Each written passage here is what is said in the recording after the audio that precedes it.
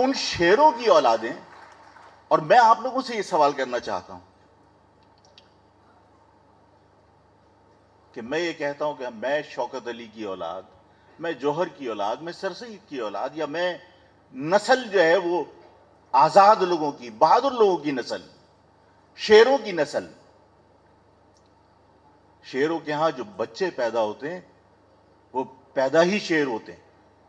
اور جس قوم سے ہم تعلق رکھتے ہیں، میں نے آپ سے کہا کہ ہمیں اپنے ماضی کو ٹٹولنا چاہیے کہ ہم ہیں کون.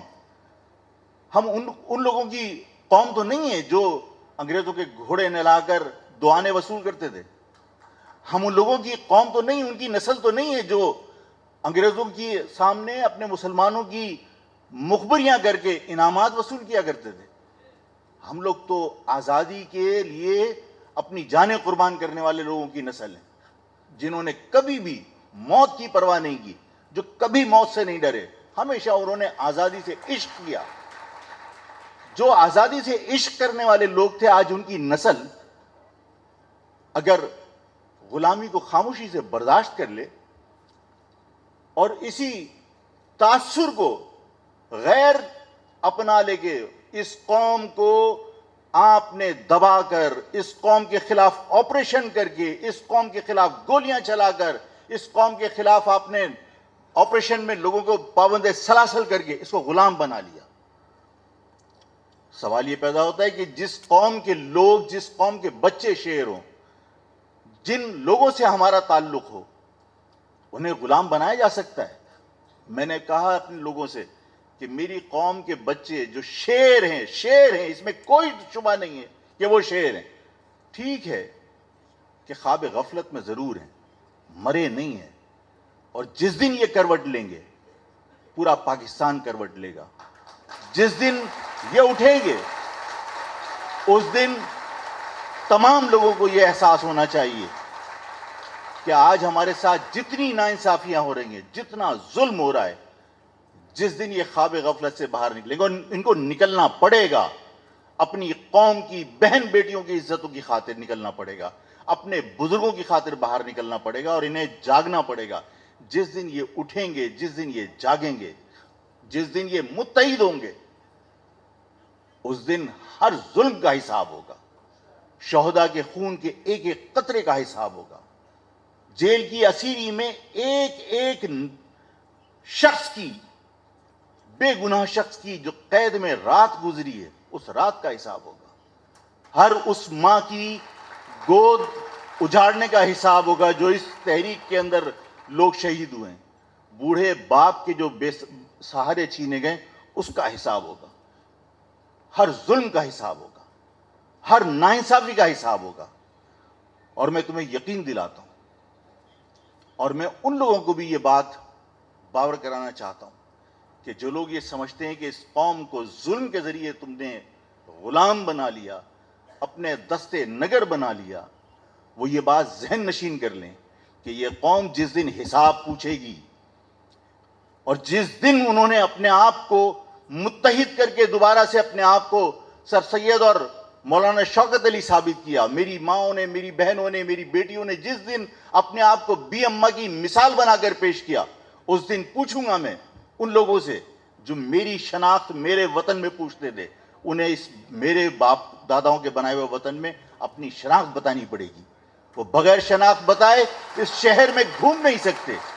جس دن میرے لوگ متحد ہو گئے، اور ہوں گے، انہیں ہونا پڑے گا، اس دن جو لوگ ہماری تلاشی لیتے ہیں، انہوں نے اس ملک کو نوچ نوچ کے کھایا ہے، انہیں تمہارے سامنے، ہماری قوم کے سامنے تلاشی دینی پڑے گی. اور جو لوگ یہ سمجھتے ہیں کہ حب الوطنی کا سرٹیفکیٹ دینا صرف انہی کا کام ہے، جس کو چاہا غدار بنا دیا، جس کو چاہا محب وطن بنا دیا. بہت ساری چیزیں جن کے اوپر بہت بات کی جا سکتی تھی کہ الطاف حسین نے جو کہا غلط کیا، غلط کہا، لیکن میری قوم کو سزا صرف اس بات کی دی گئی کہ انہوں نے کان میں انگلیاں کیوں نہیں ڈال دی، انہوں نے وہ بات سنی کیوں. یہاں سننا جرم ہے، لیکن جو لوگ اردو بولتے نہیں ہیں، پنجابی بولتے ہیں، ان کے لیے کچھ بھی کرنا جرم نہیں ہے. کیا غلام مصطفیٰ کھر نے بھارت کے ٹینکوں پر بیٹھ کر آنے کی بات نہیں کی تھی؟ کیا پورے پنجاب کے عوام کو غدار ڈکلیئر کر دیا تھا؟ اسی طرح میں نے کئی مرتبہ یہ سوال کیا کہ غفار خان پاکستان میں دفن نہیں ہوا، وہ وصیت کر کے مرا کہ اس پاکستان کو میں تسلیم نہیں کرتا، اس پاکستان میں مجھے دفنانا نہیں. وہ کابل میں جا کے دفن ہوا. کیا سارے پختونوں کو آپ نے غدار ڈکلیئر کر دیا تھا؟ اسی طرح جی ایم سید نے کبھی اس پاکستان کو تسلیم نہیں کیا. کیا آپ نے سارے سندھیوں کو غدار ڈکلیئر کر دیا تھا؟ کبھی ایسا نہیں ہوا.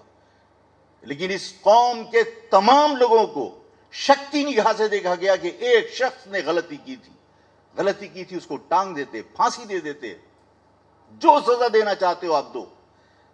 لیکن اس کے کسی بات کو سننے کی سزا میری قوم کو دی گئی. میری قوم کو ملازمتوں سے محروم کر دیا، میری قوم کو تعلیمی اداروں سے بے دخل کر دیا.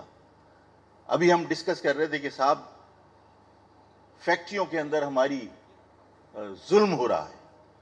آپ سے گورنمنٹ کی جاب چھن گئی، اور گورنمنٹ کی جاب چھنی تو اس کے بعد آپ پرائیویٹ اداروں کے اندر نوکریاں کرنے چلے گئے.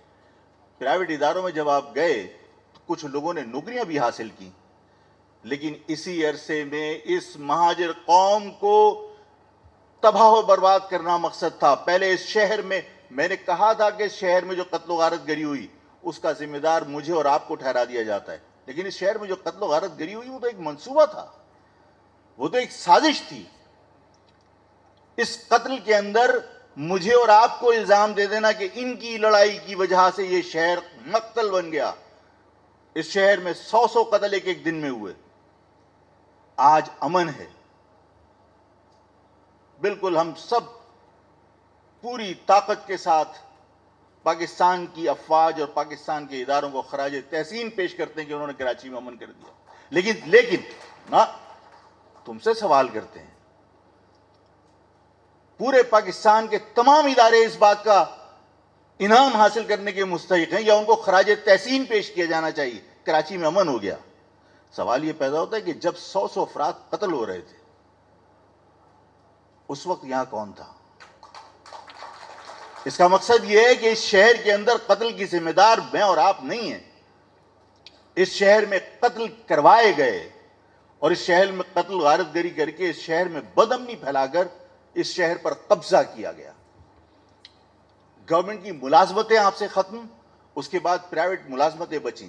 ان پرائیویٹ ملازمتوں کے اندر بھی آپ جب وہاں داخل ہونے کی کوشش کی تو وہاں پر امن و امان کے نام پر وہاں پر یہ کہہ کر کہ جناب پروٹیکشن چاہیے فیکٹری کے مالک کو، یہ تاجر ہمارے بیٹھے ہوئے نا یہ فیکٹری کے کہ یہ پروٹیکشن چاہیے، پروٹیکشن کے لیے ایک چوکیدار رکھنا ہے کہ وہ مال اسباب کا حفاظت کرے گا. کس کو رکھا؟ ریٹائرڈ میجر کو، ریٹائرڈ کرنل کو. کبھی یہ سوچا کہ چوکیدار ہی مالک بن کے بیٹھتا ہے؟ یہ اس پاکستان کی ریت ہے، اس پاکستان کی روایت ہے کہ چوکیداروں نے اس پاکستان کے اندر مالک کا کردار ادا کرنے کی کوشش کی ہے. اس فیکٹریوں کے اندر جن کو آپ لے کر آئے، جن کو آپ نے لا کے بٹھایا، اس کا رزلٹ کیا نکلا؟ میں خدا کی قسم ان افراد کو بھی جانتا ہوں. میں نام اس لیے نہیں لوں گا کہ کسی کی تضییق ہوگی، کسی کی بے عزتی ہوگی. میں نے آپ سے کہا کہ جن لوگوں کو چوکیدار رکھا وہ مالک بنیں گے. میں متعدد تاجر برادری کے لوگوں کو جانتا ہوں، فیکٹری مالکان کو جانتا ہوں جنہوں نے اپنے ہاں ریٹائرڈ لوگوں کو رکھا تھا. آج وہ داماد ہیں، اس فیکٹری کے اندر پارٹنر ہیں. آپ نے یہ سوچ کے رکھا کہ وہ پروٹیکشن دیں گے تمہیں؟ آپ نے کبھی سوچا کہ آپ ان کو لانے کے بعد اس قوم کے ساتھ کیا ظلم کر رہے ہو؟ جس طرح ابھی کہا کہ آپ لوگوں کو اس قوم نے عزت دی ہے کہ آپ آگے بیٹھے ہیں، لیکن اس قوم کو آپ نے کیا دیا؟ آپ نے کسی میجر کو اور کرنل کو لا کے اپنے ہاں آپ نے پروٹیکشن کے لیے رکھ دیا. اس کرنل اور میجر کا کردار کیا ہے؟ آج وہ اپنے پنڈ سے، اپنے گاؤں سے لوگوں کو بلا کر بھرتی کرتا ہے، پرائیویٹ نوکریوں سے بھی آپ کو باہر کر دیا. اس سارے ظلم کے اوپر بھی آپ کی خاموشی معنی خیز تھی. میں پھر کہتا ہوں کہ یہ سارے ظلم اس وقت تک نہیں رکیں گے جب تک آپ اٹھیں گے نہیں، اور آپ کو اٹھنا پڑے گا. اس لیے کہ اس قوم کی تقدیر بدلنے پنجاب سے ہم لوگ مستعار نہیں لے سکتے. اس قوم کی تقدیر بدلنے کے لیے ہم پٹھانوں سے مدد تھوڑی پکار سکتے ہیں. اس قوم کی تقدیر بنانے کے لیے یا بچانے کے لیے ہم سندھیوں سے مدد تھوڑی مانگ سکتے ہیں. اس قوم کی تقدیر اگر بنے گی تو آپ کے ہاتھوں سے بنے گی. اگر آپ اس نسل کے بہتر مستقبل کے لیے جدوجہد کر سکتے ہیں تو آپ کر سکتے ہیں. ہم اس قوم کی مشکلات کو کم کرنے کے لیے، بہتر مستقبل فراہم کرنے کے لیے کسی غیر مہاجر سے مدد تھوڑی پکار سکتے ہیں. اور جس دن آپ کھڑے ہوگے، میں اپنے لوگوں کے ساتھ اس بات پر میں بالکل 100% مطمئن ہوں کہ میری قوم کے ساتھ جتنے ظلم ہوئے ہیں، جتنی زیادتیاں ہوئی ہیں، جس دن یہ حساب لیں گے، جس دن یہ متحد ہوں گے، میں نے جس طرح کہا کہ ہر ظلم کا، ہر ناانصافی کا حساب ہوگا، اور پھر یہ وقت بتائے گا. اور یہ جن لوگوں نے ہمارے ساتھ ظلم و زیادتی کی ہے ان کو بھی یہ بات ذہن نشین کر لینی چاہیے کہ ہم ملازمتوں میں حصہ ہو یا اقتدار میں مانگیں گے نہیں، چھین لیں گے. ہم جس دن یہ SUGF ایک پلیٹ فارم ہے جو لوگوں کو جمع کر کے لوگوں کو